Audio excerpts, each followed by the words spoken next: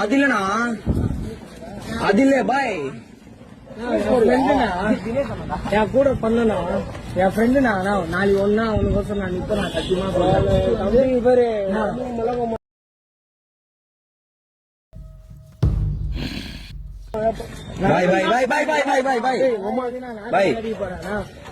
எனக்கு ஒன்னா நீ வந்து நிக்க மாட்டியா நானா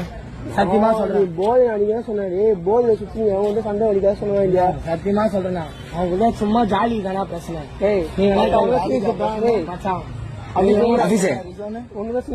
அபிஷே